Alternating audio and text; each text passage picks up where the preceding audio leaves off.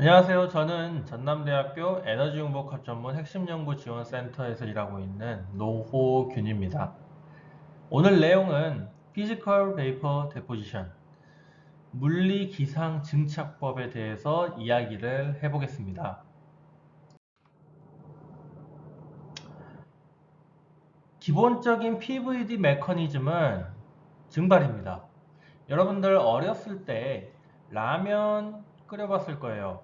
라면 끓이면 이제 물이 부글부글 끓기 시작할 텐데 그때 손을 그 위에 냄비 위에 올리면 어떤가요? 뜨겁죠?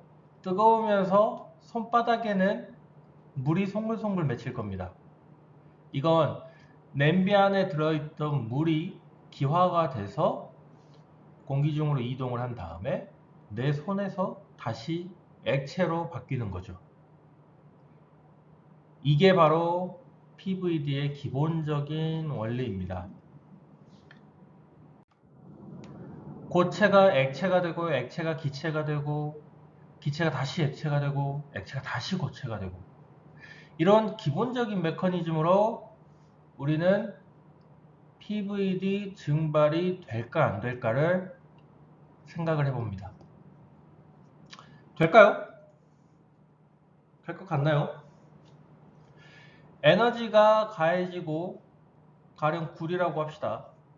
구리에 에너지가 가해져서 구리가 액체가 되고 구리가 기체가 되면 증발을 할 텐데 그러면 다시 하늘로 날아갔다가 웨이퍼 혹은 내가 증착을 원하는 어떤 물질의 표면에서 액체가 됐다가 고체가 되면 될까? 우리의 라면 물이 손바닥으로 혹은 냄비 뚜껑으로 이동한 것처럼 이게 될까? 잘 안 됩니다. 왜 잘 안 될까요? 첫 번째는 구리가 액체가 되는데 너무 많은 에너지가 필요합니다. 효율이 좋지 않죠. 두 번째는 기체가 돼가지고 하늘로 공기 중으로 날아가는데 외부로 날아가는데 확산이 되는데 기체가 너무 많은 에너지를 빼앗깁니다.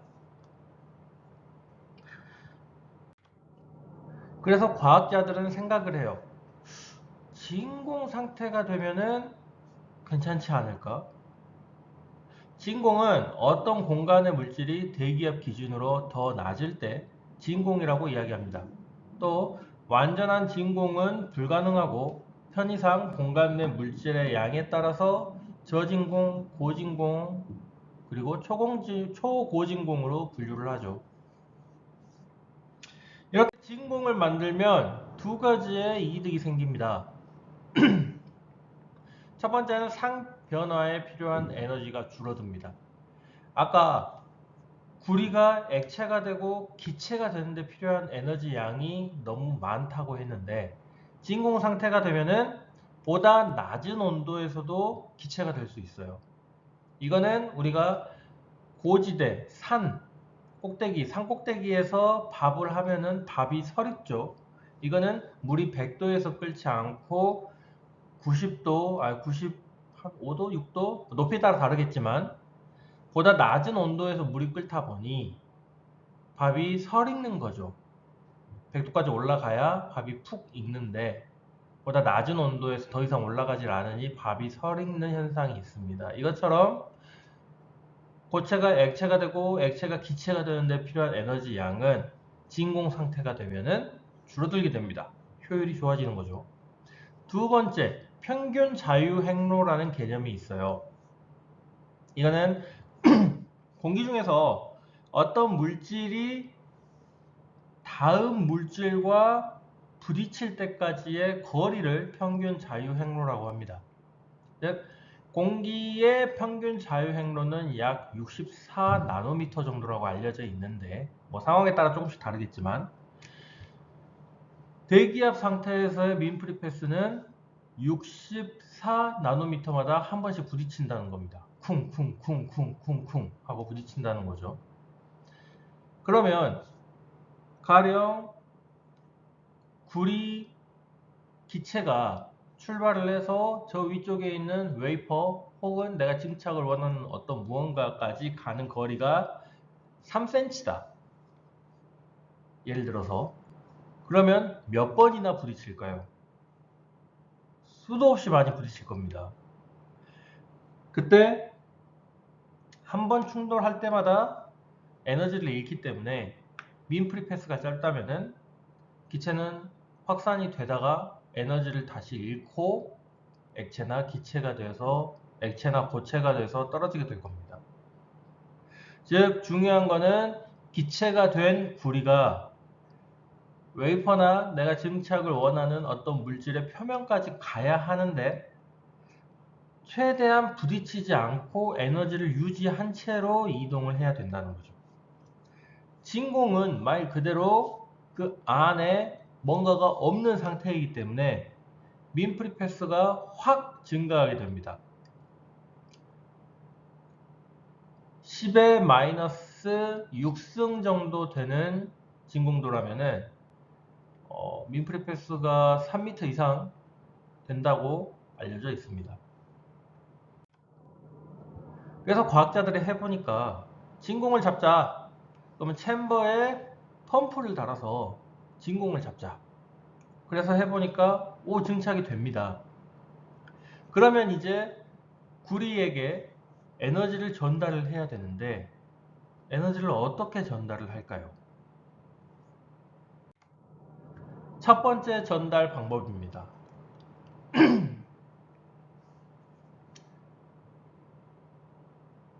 전기를 흘려 보내줬을 때 저항으로 인해서 뜨거워진다는 것은 우리는 초등학교나 중학교 때 배워서 알고 있어요. 이거를 줄 히팅이라고 합니다. 이 줄 히팅을 이용해서 에너지를 공급하는 방식이 가장 초창기에 나오게 됐어요. 보는 것처럼 보트라고 하는 뭔가를 담을 수 있는 형태를 가진 어떤 금속에 금속 비즈, 내가 증착을 원하는 금속 비즈를 담아 놓게 됩니다. 그리고 전기를 가해주면 보시는 것처럼 전기가 흐르고 그 보트가 달궈지게 됩니다. 보트는 점점 뜨거워지고 그 보트 안에 담겨있는 내가 증착을 원하는 어떤 물질은 녹게 되죠. 녹은 상태에서도 계속 에너지를 전달받으면 이제 기체가 됩니다. 기체가 되면은 증발이 되고 확산이 되죠. 그래서 아까 말한 것처럼 진공 상태에서는 민 프리 패스가 길기 때문에 에너지를 잃지 않고 웨이퍼나 내가 증착을 원하는 어떤 물질의 표면에 가서 고체 형태로 증착이 되게 됩니다. 이게 Thermal Evaporator라고 하는 장비입니다. 장점은 단순해요. 초창기 장비이기 때문에 굉장히 단순하고 증착 조건이 쉽습니다. 전기만 조절해주면 돼요. 그리고 초기 비용이 저렴합니다. 이 초기 비용이 저렴하다라는 것은 내가 단순히 테스트만을 위해서 금을 증착을 해보고 싶어. 그런데 증착을 원하는 금 비즈 몇 개만 놓고 바로 테스트를 해볼 수 있습니다. 이는 이 다음에 나올 장비들과 비교하면 굉장히 저렴하죠. 단점으로는 보트를 일반적으로 고온에서도 그 형태를 유지해야 되기 때문에 굉장히 튼튼한 물질, 열에 강한 물질, 텅스텐 같은 걸 사용을 합니다. 그럼에도 보트 자체에 증발이 있을 수 있습니다. 그래서 불순물이 생기게 되고 또 두꺼운 막에 증착이 어렵습니다. 비즈를 넣는 형태로 증착을 하다 보니까 그 보트에 막연히 많이 넣을 수가 없어요. 그래서 두꺼운 막에 증착이 어렵고 보트보다 녹는 점이 높은 물질은 당연히 증착을 할 수가 없겠죠. 보트 자체가 녹아버리기 때문에. 그리고 증착 후에 형성된 그 필름의 접착력이 좋지 않습니다. 그럼 또 어떤 다른 에너지 인가 방법이 있느냐? 이 에너지 인가 방법에 따라서 장비의 명칭이 계속 달라지게 되는데요. 다음은 E-beam evaporator라고 하는 장비입니다. 전자빔은 아시는 분들도 있고 또 많이 이용도 되고 있고 됐었죠. 과학자들이 신기한 현상을 발견했어요. 어떤 뾰족한 물질 혹은 코일에 열이나 전기를 가해주면 그 끝에서 전자들이 마치 총처럼 쏴지는 현상을 발견했습니다. 그걸 우리는 전자총이라고 불러요. 이 전자총을 이용해서 에너지를 전달을 하는 방식이 E빔 이베퍼레이터입니다. 구조는 이렇게 생겼는데 보시면 마치 바나나 킥을 쏘듯이 휙 돌아서 뭔가를 때리고 있죠. 이게 뭐냐면 상부에서 전자총을 쏘면은 직격을 하면 당연히 좋겠죠. 근데 문제가 뭐냐? 상부에 있으면 그 전자총의 표면에도 증착이 되게 됩니다. 그러면 어느 순간 막혀서 총이 나가지 않게 되겠죠. 그래서 과학자들은 생각을 합니다. 야, 이거 어떻게 쏠 수 있을까? 증착의 간섭을 받지 않는 형태로. 전자는 마이너스 극을 띠죠. 그래서 전기장을 이용해서 휠 수가 있어요. 그래서 지금 보시는 것처럼 실제로 전자를 쏘고 그 쏜 전자가 마그네틱 필드 전기장에 의해서 바나나킥처럼 휘어져 가지고 내가 증착을 원하는 물질의 도가니를 때리게 되는 겁니다. 이빔 에버레이터에서 증착을 원하는 물질은 도가니라고 하는 일종의 그릇에 담겨서 증착이 되게 됩니다. 자, 전자빔 증착기의 구조는 도가니에 담겨져 있는 어떤 물질의 전자빔을 지속적으로 계속 때리게 되면 전자가 가서 때리는 에너지가 열 에너지로 바뀌면서 액체가 되고 기체가 되고 증발이 돼서 확산이 되고 웨이퍼나 내가 증착을 원하는 어떤 물질의 표면에 가서 증착이 되는 원리입니다. 그래서 같기 때문에 다 지금 장비 뒤에 이베퍼레이터라고 하는 명칭이 붙게 되는 거죠. 단지 에너지를 전달을 하는 방식이 앞선 서머 이베퍼레이터는 줄 히팅, 저항열을 이용해서 열을 전달을 했고 이빔 이베퍼레이터 같은 경우에는 전자총을 끊임없이 쏴서 에너지를 전달하는 방식입니다. 장점으로는 물질 표면만을 용해시킵니다. 총을 쏘는데 포커스를 할 수가 있어요. 그러다 보니까 도관이나 혹은 약간 엣지 쪽에 물질을 쏘지 않고 내가 원하는 물질의 정중앙을 맞춰서 쏘기 때문에 그 부분만 높게 되고 높은 효율을 볼 수 있습니다. 두 번째는 오염이 낮고 순도가 높습니다. 왜냐? 물질의 정중앙만을 쏘기 때문에 도관이나 혹은 보트 같은 것들이 증착이 되지 않죠. 그래서 순도가 높습니다. 그리고 녹는 점이 높은 물질도 증착이 가능합니다. 재료 전체를 녹이는 게 아니라 재료의 중앙 부분만을 녹이기 때문에 담고 있는 그릇, 도가니보다 녹는 점이 높은 물질도 사용할 수 있습니다. 그리고 전자빔 세기 조절을 통해서 쉬운 증착 속도를 조절할 수 있다는 장점이 있습니다. 단점으로는 엑스레이가 발생하고 장비 노후화에 따른 증착 속도 감소라고 되어 있는데 사실 단점이라고 보기 애매한 게 엑스레이가 발생한다고는 하지만 우리가 증착을 할 때는 진공 상태이기 때문에 문을 다 닫아놓고 사용을 하고 그 두꺼운 철판을 뚫고 나올 수가 없죠. 그리고 장비 노후화에 따른 증착 속도가 감소한다라는 것은 당연하죠. 그래서 사실상 단점이 크지는 않다라고 보시면 될 것 같습니다. 마지막으로는 스퍼터입니다. 스퍼터는 앞선 이베퍼레이터와는 다르게 플라즈마라는 것을 사용을 합니다.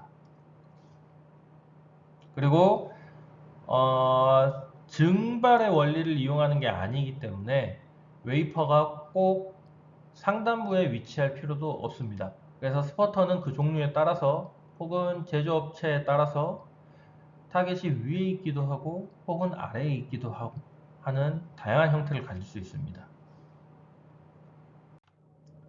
자, 앞서 스퍼터는 플라즈마를 이용을 한다고 이야기를 했는데 그럼 플라즈마는 뭘까요? 플라즈마는 물질의 네 번째 상태입니다. 물질의 상태는 에너지의 정도로 이야기를 할 수가 있는데, 에너지가 얼마 되지 않아서 원자나 분자들이 진동을 하지 못하고 자기끼리 다닥다닥 붙어있는 형태는 솔리드, 고체 형태입니다. 그리고 어느 정도 에너지가 있어서 원자나 분자들이 진동을 하고, 이 진동을 하는 것들이 너무 크게 하면은 어떤 부분은 떨어지고, 또 애매한 에너지다 보니까 어떤 부분은 떨어지기도 하고 어떤 부분은 떨어지지 않기도 하고 하면서 어느 정도의 유동성을 갖는 상태, 액체입니다. 에너지가 엄청 많아가지고 분자나 원자들이 막 진동을 하면서 옆에 있는 다른 친구들을 놔버립니다. 그래서 혼자 날아다닐 수 있는 상태가 되죠. 이 상태는 기체입니다. 이 상태에서 에너지가 더 많아지면 더 손을 놓을 수 있는 어떤 것들이 있을까 생각이 들기도 하는데 있습니다.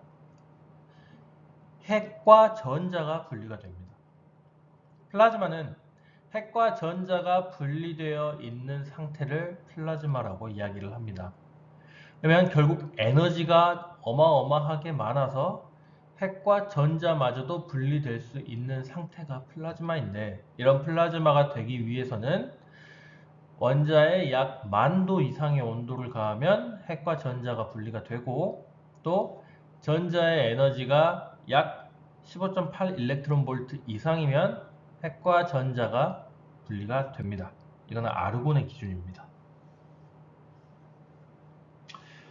플라즈마는 반응성이 매우 좋기 때문에 다양한 분야에서 응용이 되고 있습니다.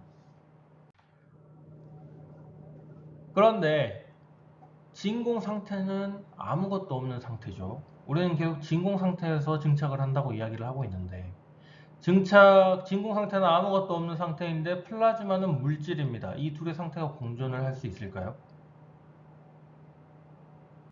진공은 아예 물질이 없는 상태가 아니라 어느 정도 낮은 압력을 갖는 상태인 거죠. 그래서 저진공 상태에서 플라즈마는 존재할 수 있습니다. 사실 고진공 상태에서도 존재할 수는 있지만 우리가 목적하는 물질을 증착한다 라는 기준으로 봤을 때 저진공 상태에서 공정이 진행이 되게 됩니다.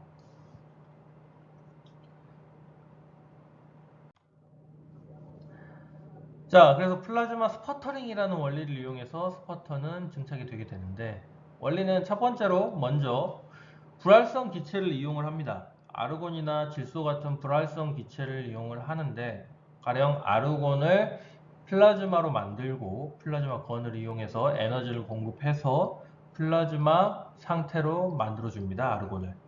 그러면 이렇게 아르곤이 플라즈마화 되었는데, 이때 샘플이 있는 곳에 마이너스를 걸어줍니다. 즉 전압을 걸어주는 거죠.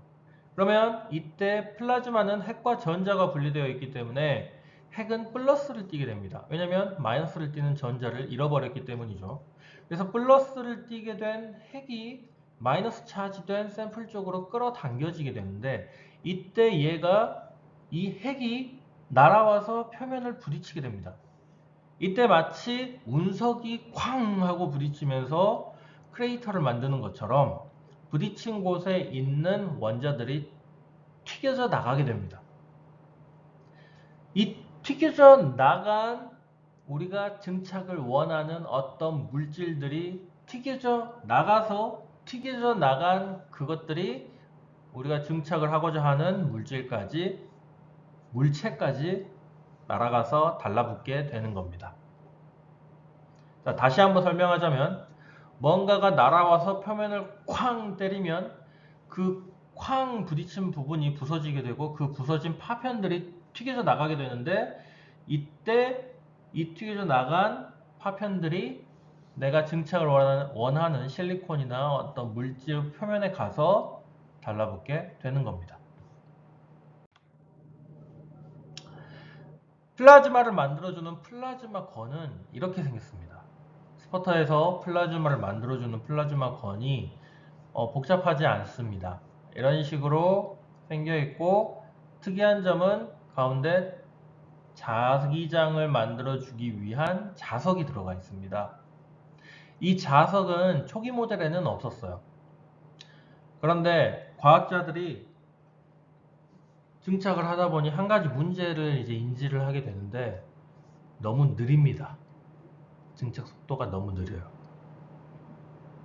그래서 왜 이렇게 느릴까 하고 봤더니, 플라즈마가 생기긴 하는데 이 플라즈마가 타겟을 깎아내고, 깎아진 타겟이 실리콘에 가서 달라붙게 되는 건데, 타겟에 쉽게 가서 부딪히질 않아요. 운석처럼 쾅 하고 부딪혀줘야 되는데, 그래서 이걸 어떻게 집중 포화를 시킬 수 있을까 하고 생각을 하다가, 결국 핵은 플러스를 띠기 때문에 자기장으로 조절할 수 있다 라고 해서 자기장을 형성해 주게 되고, 그로 인해서 샘플이 아니고 타겟은 이렇게 도넛 형태로 깎여 나가게 됩니다. 이 도넛 형태로 깎인다는 것은 자기장 때문에 이렇게 도넛 형태로 깎이게 되는 거죠.